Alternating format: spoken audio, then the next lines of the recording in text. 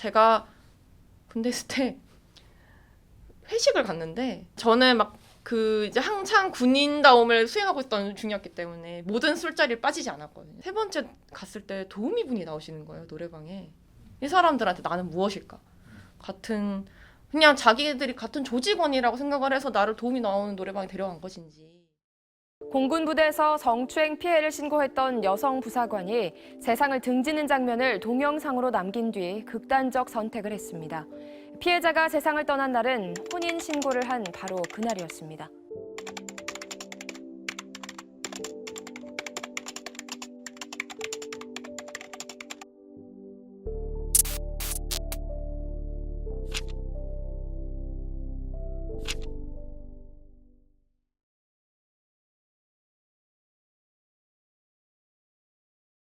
안녕하세요. 저는 김엘리입니다. 대학에서 여성학과 평화학을 강의하고 있고요.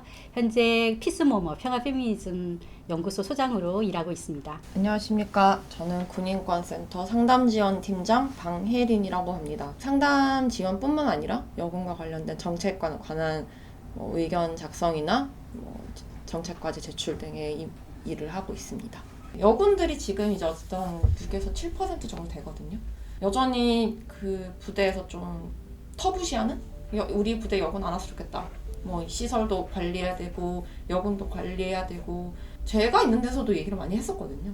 제가 멀쩡하게 그 부대에서 복무를 하고 있는데도 여성한테만 주어지는 직명에 대한 군인으로서의 직명에 대한 어떤 요구들? 너는 군인이지 여자가 아니다. 근데 둘은 똑같이 있을 수 있는 거거든요. 여성이라는 건 내 성정체성이고 군인이라는 것도 내 직업 정체성인 거기 때문에 그런 질문을 한 번도 남군한테는 하지 않잖아요. 남자를 데려놓고 너는 남자지.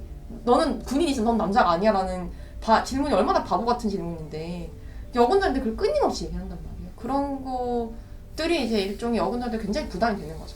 잘하면 그냥 본전인 거죠. 잘하면 그냥 너는 다른 남군들이랑 똑같은 군인이고 못하면 역시 이래서 여군들 뽑으면 안 돼가 되는 거니까 여군들이 어떤 가지고 있는 자기네 집단에 대한 대표성이나 이런 거에 대한 부담도 굉장히 많고 여군들 어느 시점에 선택을 하게 돼요. 다 포기하고 그냥 나대로 살 것인지 아니면 이 조직에 더 순응하기 위해서 여성성을 포기할 것인지. 저는 이제 여성성을 소거하는 방식으로 이 조직에 남아야겠다라고 선택을 하게 된 거죠.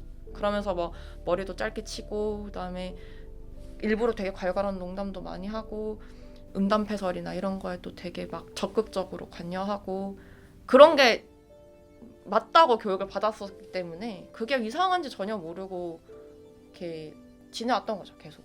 군인으로 인정받기 위해서는 군에서 요구되어지는 이제 군인의 모습, 군인으로서의 능력이 나는 있다라고 하는 것을 보여줘야 되잖아요. 이제 그런 거를 군인 대기라고 얘기를 할 수가 있고요. 그 군인 대기 과정에서 기존의 군대가 남성성이라고 하는 원리로 운영이 되어 왔기 때문에 이제 그것을 이제 자기의 것으로 수행하는 것이죠. 군인으로 인정받기 위해서 어떤 남성성을 수행하는 또는 그 군대에서 요구되어지는 것들이 이제 남성성이라고 불리워진 이른바 이제 그런 특성들을 갖고 있는 거죠. 제가 군대 있을 때 회식을 갔는데 저는 이제 한창 군인다움을 수행하고 있던 중이었기 때문에 모든 술자리에 빠지지 않았거든요. 세 번째 갔을 때 도우미 분이 나오시는 거예요, 노래방에. 이 사람들한테 나는 무엇일까? 그냥 자기들이 같은 조직원이라고 생각을 해서 나를 도우미 나오는 노래방에 데려간 것인지 아니면 나는 전혀 이들과는 상관없는 사람이니까 도우미가 나오든지 말든지라고 생각을 하는 건지 되게 충격적인 경험이었어요. 그 어떤 상황들보다도. 술 버리는 일도 진짜 많았고 마신 척하면서 다 버리고 그때는 저 사람이 나를 얕잡아 보이게 하지 말아야겠다라는 생각이 좀 컸거든요. 술자리에서 내가 절대 만만한 사람이 아니고 나는 술 이만큼 마시고 그래서 저 주량 4병이라고 소주 4병이요 이래가지고 하면 저 사람들이 지쳐가지고 나한테 뭔가를 못할 때까지 그렇게 하고 집에 가서 톡 엄청 하고 체력이 굉장히 중요해요. 예, 군인 대기에서 체력이 중요하는데 체력도 이제 여러 이야기가 있는데 그 중에 하나가 술을 먹고 버티는 거, 이런 것 하나의 체력으로 되는 것을 볼 수가 있었어요. 그래서 지금 성폭력이라든가 군대 내에서 여러 가지의 그런 문제들이 사실은 군대 내의 이러한 문화, 관습, 관례와 굉장히 연결돼 있다는 걸 다시 한번 좀 느끼게 되는 것 같아요. 보직 자체는 다 개방됐거든요. 2017년 이후로. 근데 특정 부서에 몰아넣기를 한다던가 아니면 특정 자리를 주지 않는 방식으로 배제를 많이 하죠. 그 자리를 내가 안 갈 이유가 딱히 없는데 여러 가지 이유를 뭐 들어서 배제를 하는 거죠. 기혼 여성들한테 제일 많이 그렇게 되는 것 같아요. 가정의 돌봄에 대한 어떤 부담을 너무 여성들한테 많이 줘놓기 때문에 넌 애 있잖아. 이런 자리 어떻게 가. 맨날 야근해야 되는데 이렇게 되는 거죠. 그러면서 계속 배제되고 밀려나고 배제되고. 네. 제가 군 복무할 때만 해도 육아휴직을 1년 이상 쓰는 선배들은 다 전역을 결의하고 쓴 것 같거든요. 초기에 이제 여군들이 군대에 들어가서 이제 군사 활동을 하고 일을 하는 과정에서 너무 주목을 많이 받잖아요. 일 끝나고 나서 밖에 누구를 부대 밖에 가 누구를 만났는가 들어왔는가 뭐 이런 것까지도 다 네, 알고 이제 이런 거죠. 그러니까 그 한 개인의 여군의 사생활까지도 어항 속의 금붕어를 보듯이 이제 다 보여진다라고 하는 거예요. 그 주목받기 위해서 조금 벗어나고 싶은 것 중에 하나가 결혼을 빨리 하기라는 전략도 있는 거예요. 네. 근데 결혼을 하게 되면 지금 말씀하신 대로 이제 결혼 생활을 하는 속에서 아이를 낳아야 되고 그럼 아이는 누가 키우냐 할 때 부부가 다 함께 키우는 문화라기보다는 여성들의 역할 몫으로 1차적으로 부여가 되는 사회잖아요. 그러다 보니 여군들이 아이를 키워야 되고 또 군대 활동도 군대에서 일도 해야 되고 이제 이런 이중적인 노동에 있게 되게 되는 거죠. 저는 군대가 가지고 있는 어떤 그런 조직 문화들 그다음에 여성에 대한 어떤 왜곡된 시선이나 여성 혐오 이런 것들 절대 군대만의 문제 생각하지 않거든요. 우리 사회 전체가 부담하고 있는 문제고 이게 그냥 군에 들어와서 군의 어떤 조직적인 뭐 폐쇄성이나 굉장히 초남성적인 사회들과 맞물려가지고 극대화될 뿐인 거지 사회 전반적으로 우리가 굉장히 왜곡된 어떤 시선들이 있고 이것들을 지적하지 않는 한 군대 문제만 똑 떨어뜨려가지고 해결될 수가 없죠. 그래서 저는 좀 우려가 되는 것은 마치 군대 내에만 성폭력이 굉장한 것처럼 여겨지는 어떤 이런 부분들에 대해서도 우리가 조금 거리를 두고 좀 냉정하게 좀 볼 필요는 있다. 이게 사회와 민간 사회와의 연관 속에서 일어나는 일이다.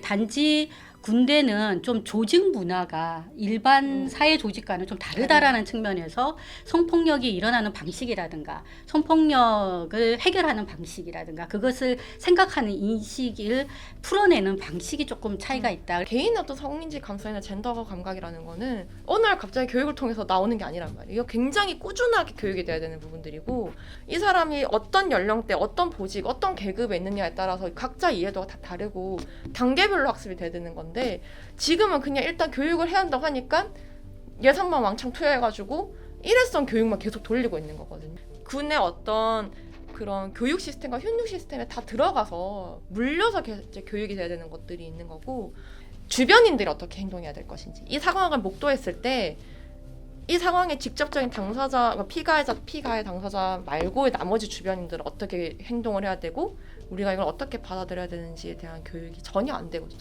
매뉴얼은 잘 돼 있는데 매뉴얼을 이행하지 않았을 시의 책임의 소재는 또 불명확하거든요. 러프하게 돼 있고 이걸 적용해도 되는지 말는지 이렇게 러프하게 돼 있다 보니까 사건화가 되면 가해자도 처벌될까 말까인데 주변 사람들은 전혀 이 책임에서 무감각해지는 거죠.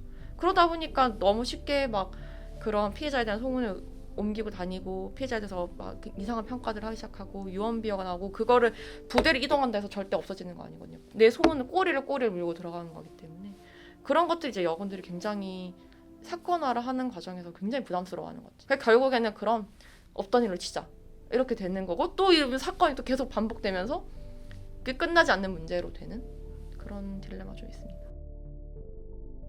비군사 범죄는 수사 과정부터 사실 전 다 이양돼야 된다 생각을 하거든요. 군사 법원이 얼마나 많은 범죄자들을 그들의 온정주의와 조직 보호의 논리로 살려주고 있고 이 조직을 지키기 위한 기능들을 하고 있었는데 국방부라는 조직 자체가 굉장히 기형적인 거잖아요. 우리가 삼권분립이라는 게 원칙인데 국방부는 행정 기능도 갖고 있고 사법 기능도 갖고 있는 이상한 이상한 구조를 가지고 있단 말이에요. 이거는 그 어떤 조직에서도 찾아볼 수 없는 것들이고 사법 정의에 대한 구현이라든가 조직의 어떤 형평성 문제라든가 이런 것들 종합적으로 고려해봤을 때 굳이 뭐 방첩이나 뭐 방산이나 이런 군과 어떤 관련되어 있는 긴밀한 특수성이나 어떤 그런 것들이 전문성이 담보될 필요가 없는 범죄들은 다 꺼내야 되는 것이 맞죠.